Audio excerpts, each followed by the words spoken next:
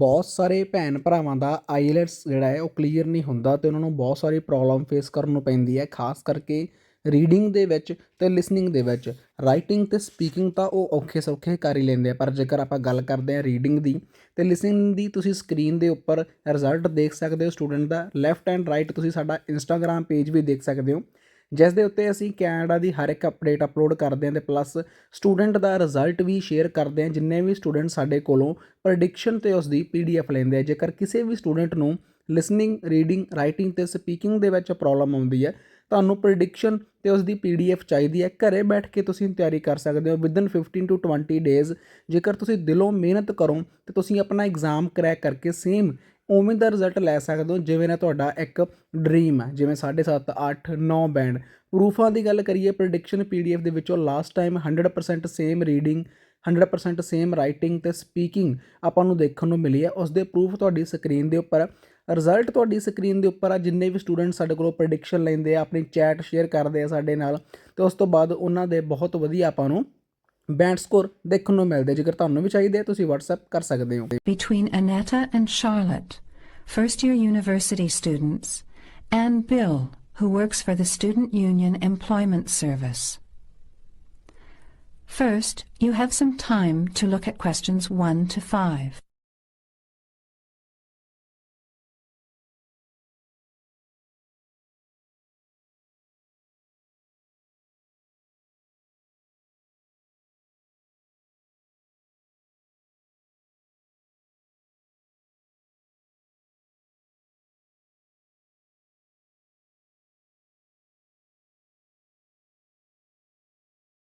Hi Bill, this is my friend Charlotte. She's doing first year science too. Pleased to meet you, Charlotte. Annetta told me you want some part-time work. Now, I just have to complete your details on the computer. What's your surname? Johnston. With an E? Yes, Johnstone.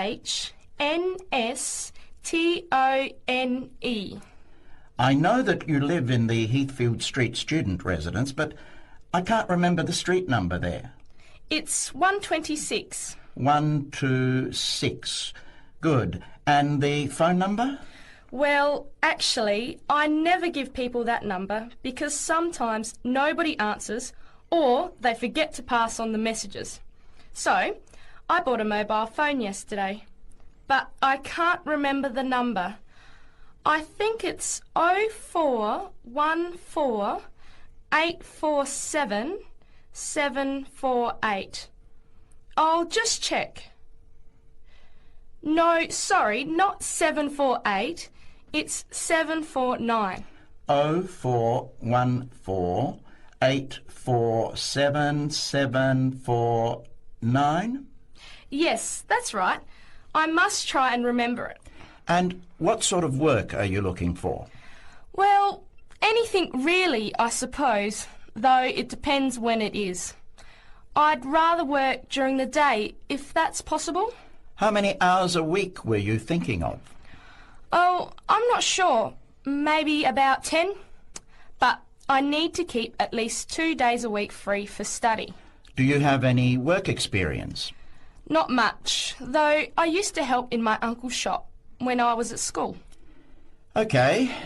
Well, I'll put it in, but we don't usually get shop work. What about gardening? I'd rather not. Everything I touch dies. What other kinds of work are there? Well, there's a lot of demand for house cleaning, fast food preparation and kitchen work and pizza delivery if you've held a driving licence for 12 months. I'm not sure. Can I have a look at the vacancies while you talk to Annetta?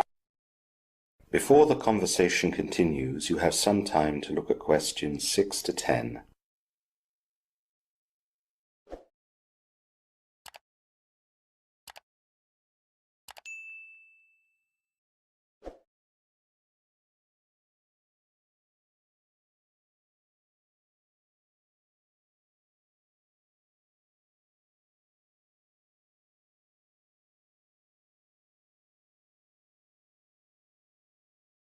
Bill, I'd like to change my job. You're at the Hamburger Express on the High Street, aren't you? What's the problem? Well, I never know what hours I'm going to work. I start at 7 p.m. and I'm supposed to finish at 11 p.m, but sometimes they keep me until 2 or 3 a.m. Yes, that is a bit late if you have to make a 9 a.m. lecture the next day. And the other thing is the pay. They're supposed to pay me on Thursdays, but they never pay me on the correct day, often not until Friday or Saturday. A few weeks ago, I had to wait until Sunday. They said their son was sick, so they couldn't get to the bank, but they're always making excuses. Yes, that doesn't sound too good. Would you be interested in pizza delivery? You need to have a driving licence.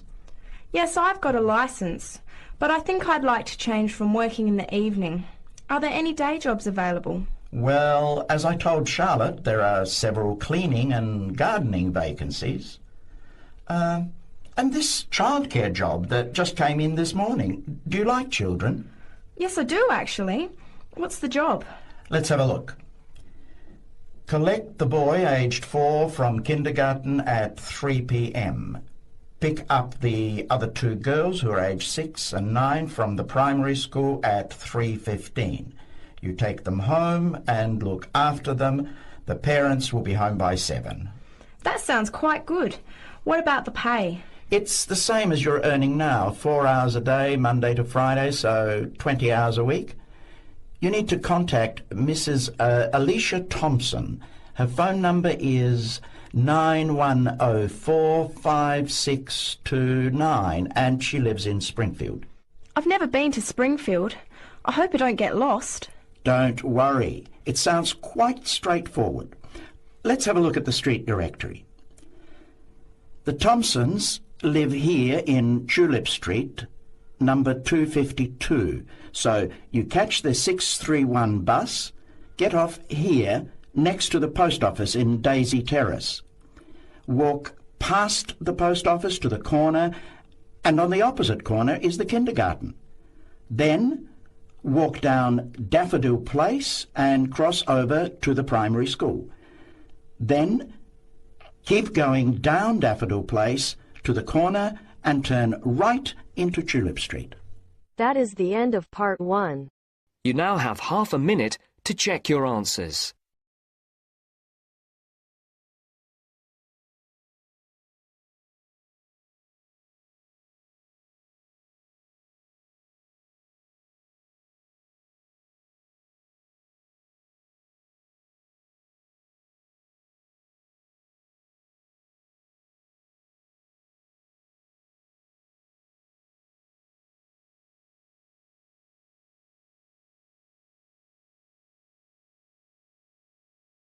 Now turns to part 2.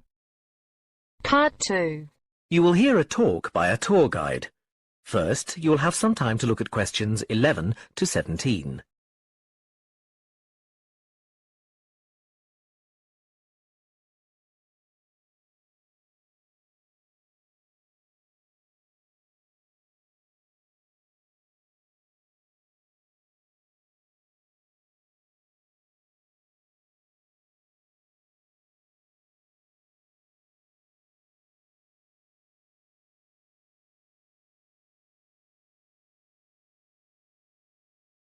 Now listen carefully and answer questions 11 to 17. Welcome to San Fernando City Tours. I'm Mark, your tour guide. We have a lot to see in 3 hours, so make sure you're comfortable. We'll be traveling into the historical district first, and then into the town center. After that, it's out to the harbor, and we'll finish up at the lighthouse, just past the harbor. That will take us up to midday, and after that, you're free to do what you want. At the lighthouse, you'll have a chance to visit the tea room and take photographs of the magnificent coastline. Now, as we have only 3 hours, we won't be able to take you around the shopping district, but we think you'd prefer to look around the shops there in your own time anyway. San Fernando has some well-known tourist attractions, the lighthouse, for example, and the National Library. However, the little-known military museum is not to be missed. Be sure to visit before you leave. Now, there's a lot to do in San Fernando. Indeed, there really is something for everyone. For those who love the water, I can recommend a trip on the Seafarer, one of the most famous boats on the San Fernando River. It does an evening trip with a 3-course meal included. It's great fun for everyone, but especially for young people in their teens or 20s. After 9, there's a disco on the boat, and it gets really lively. Then there's a climbing wall near the town center. It's incredibly popular, with a large wall for expert climbers and a smaller wall for novices. There's a junior wall and a creche, so it's a great day out for those of you with kids. And if you like walking, there's some great walking tours. The City Sights tour is highly recommended, as is the walking tour by the coast. But that one's only for the fit, not really suitable for children or the elderly. For more mature people, or those less able to get around, I would suggest a tour around the vineyards. It can be done in the luxury of a coach, and it's a wonderful way to explore the region's wines. Before you hear the rest of the talk, you have some time to look at questions 18 to 20.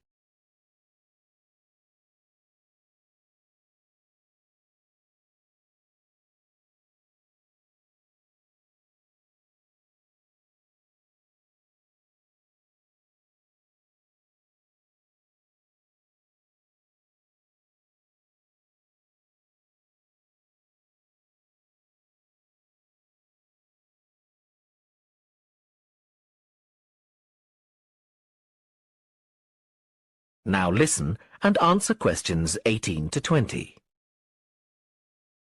Naturally, there's a charge for all these attractions, but you can get 15% off if you have an Explorer Pass. If you don't have a pass but would like one, the driver here has application forms. Just ask him for one and fill it out while on the tour. Then you hand it into the tour office. Normally, it costs $10, but this year it's just $7.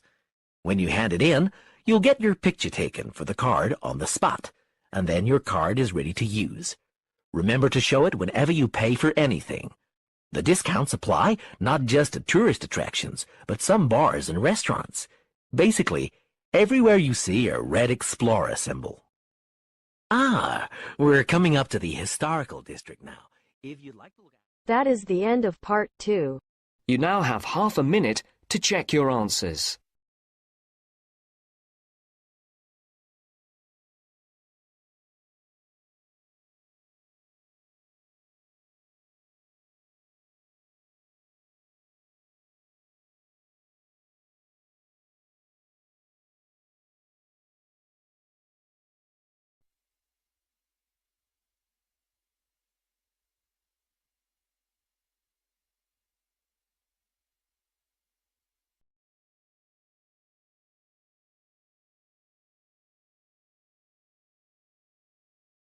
You will hear a student called Sandra talking to her Now tutor turns to part about a 3. draft proposal she has written for a competition.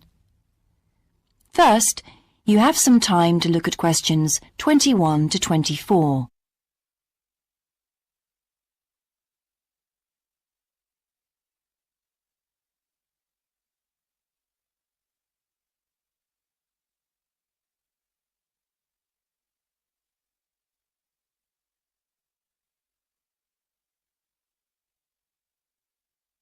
Now listen carefully and answer questions 21 to 24. Right, Sandra. You wanted to see me to get some feedback on your group's proposal, the one you're submitting for the Geography Society field trip competition. Uh-huh. I've had a look through your proposal, and I think it's a really good choice. In fact, I only have a few things to say about it, but even in an outline document like this, you really have to be careful to avoid typos and problems with layout in the proposal, and even in the contents page. So read it through carefully before submitting it, okay? Will do. And I've made a few notes on the proposal about things which could have been better sequenced. Okay. As for the writing itself, I've annotated the proposal as and where I thought it could be improved.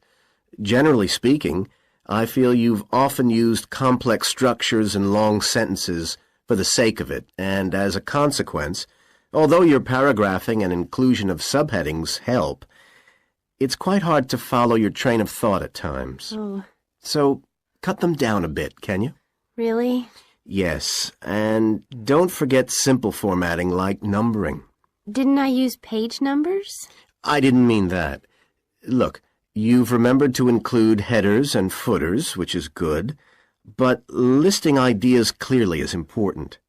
Number them, or use bullet points, which is even clearer. Then you'll focus the reader on your main points. I thought your suggestion to go to the Navajo Tribal Park was a very good idea. No, I've always wanted to go there. My father was a great fan of cowboy films and the Wild West, so I was subjected to seeing all the epics, many of which were shot there.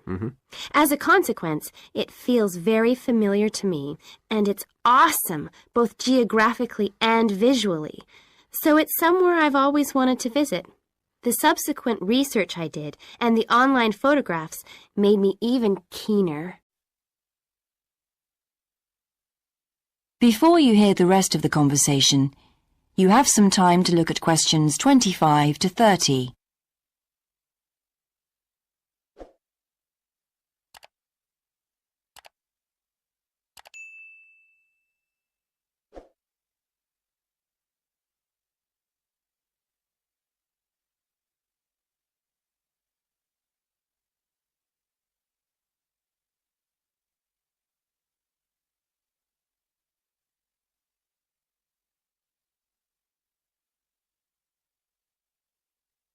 Now listen and answer questions 25 to 30.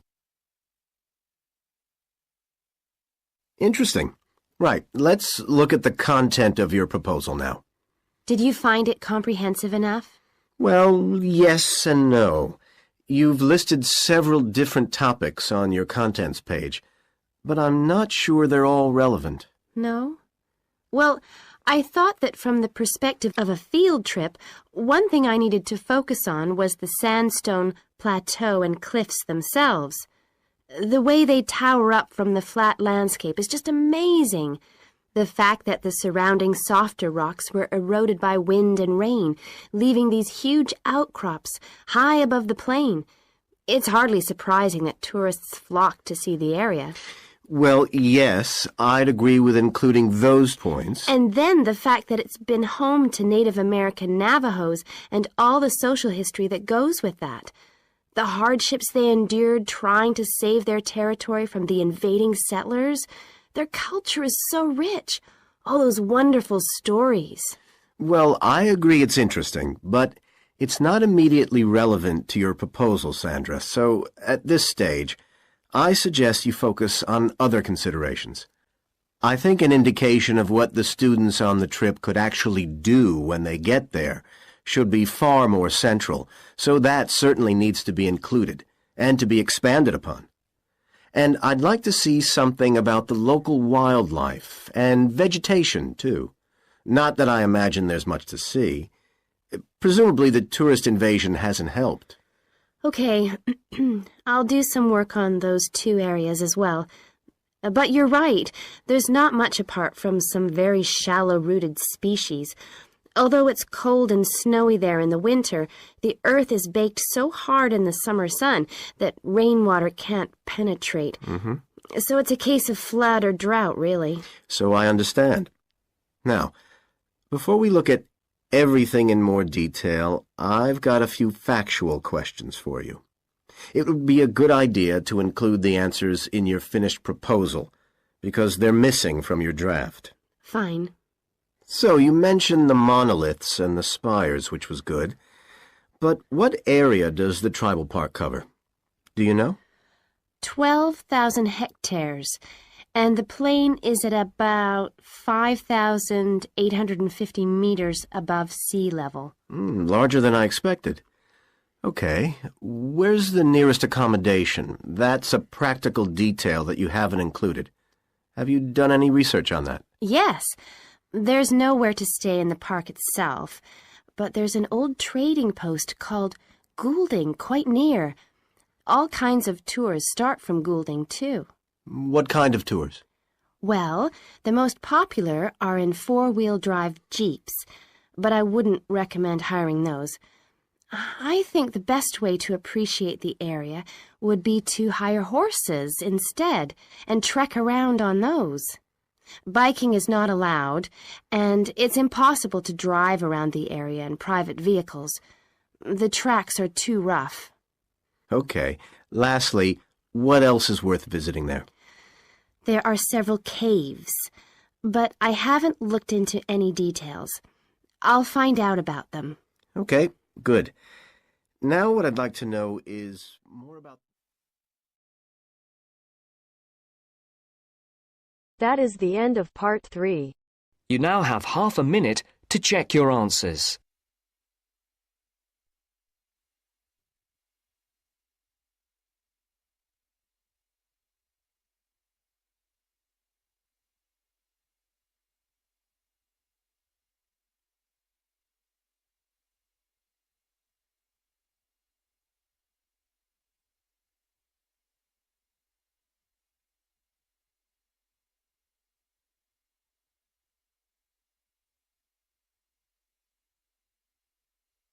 Now turns to part 4. Part 4. You will hear a lecturer's introduction to a geography module. First, you have some time to look at questions 31 to 40.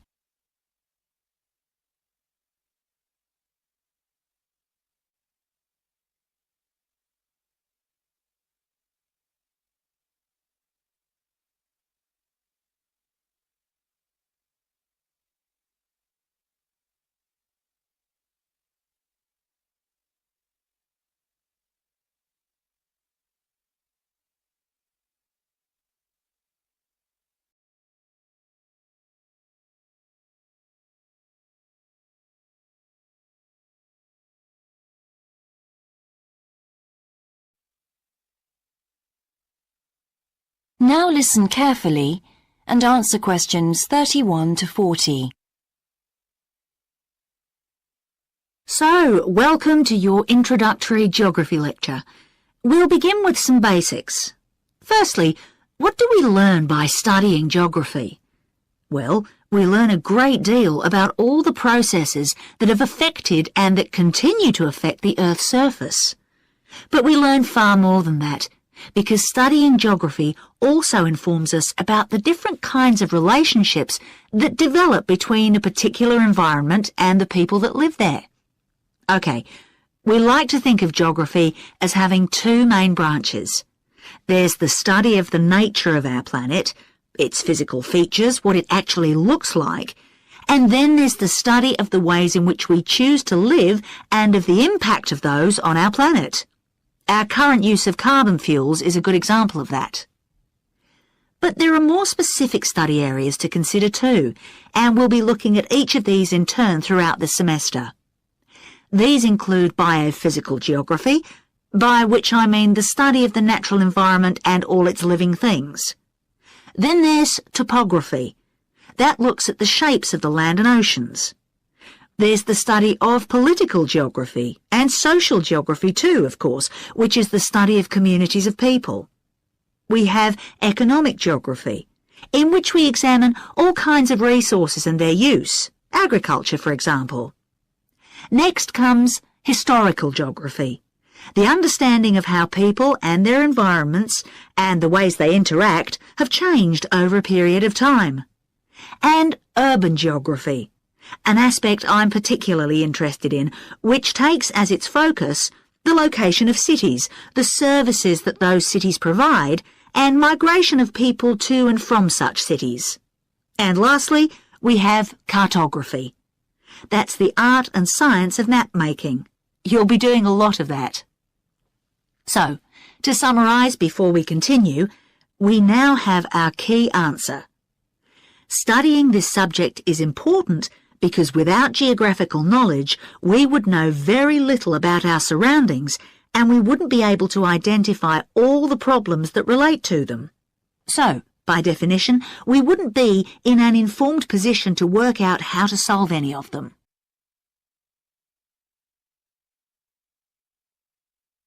Okay, now for some practicalities. What do geographers actually do?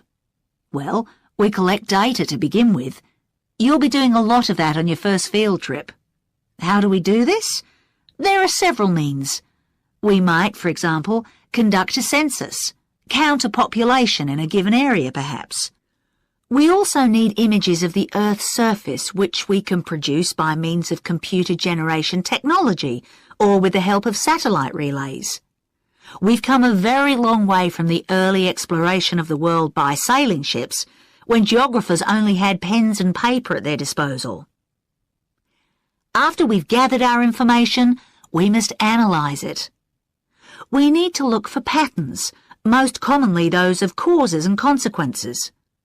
This kind of information helps us to predict and resolve problems that could affect the world we live in.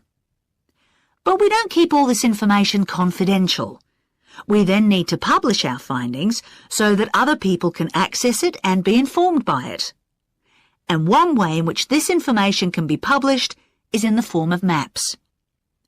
You'll all have used one at some stage of your life already. Let's consider the benefits of maps from a geographer's perspective. Maps can be folded and put in a pocket and can provide a great store of reference when they're collected into an atlas. They can depict the physical features of the entire planet if necessary, or just a small part of it in much greater detail. But there is a drawback. You can't exactly replicate something that is three-dimensional, like our planet, on a flat piece of paper, because paper has only 2 dimensions. And that means there'll always be a certain degree of distortion on a map. It can't be avoided. We can also use aerial photographs, pictures taken by cameras at high altitude above the Earth. These are great for showing all kinds of geographical features that are not easy to see from the ground. You can easily illustrate areas of diseased trees, or how much traffic is on the roads at a given time, or information about deep seabeds, for example. Then there are Landsats. These are satellites that circle the Earth and transmit visual information to computers at receiving stations. They circle the Earth several times a day and can provide a massive information. You'll all be familiar with the information they give us about the weather, for example.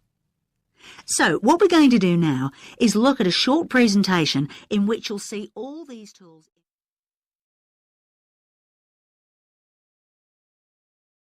That is the end of part 4. You now have half a minute to check your answers.